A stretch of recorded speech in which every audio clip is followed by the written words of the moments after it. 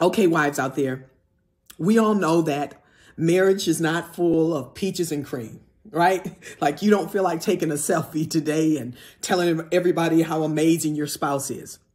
There are times in our marriage that things are not going well. I mean, and we are crying and we are frustrated. I mean, we're crying those big crocodile tears. We're disappointed. We're hurt and we're in pain. But I just want to remind you to make this one decision in the midst of that, even if you're going through that right now. Make the decision that you are going to trust and obey God in the midst of that, in the midst of that frustration, in the midst of that disappointment, in the midst of your husband hurting your feelings, that you are going to trust and obey God, even though your husband don't deserve your respect and your honor. You're going to do it anyway because God told you to.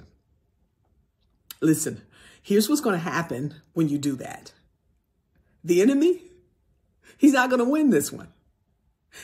He's going to lose this one big time. Why? Because you decided to stand strong in the midst of the storm, which most people are unwilling to do, so they never see the victory.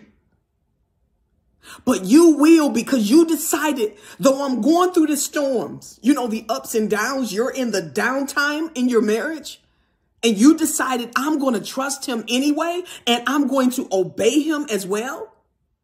Because you can't trust and not obey God. Trust and obedience goes hand in hand. And when you operate in that, the enemy is going to lose. And God is going to wrap his arms around you and pull you out of that storm. And girl, you're going to come out shining bright, bright like a diamond, because you decided to trust and obey God in the midst of the storm. Right when you were ready to give up, you said, God, your will, not mine.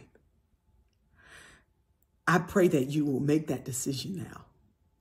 Even if right now, if everything's good, you make a decision right now that no matter what comes my way, I'm going to trust and obey God no matter what.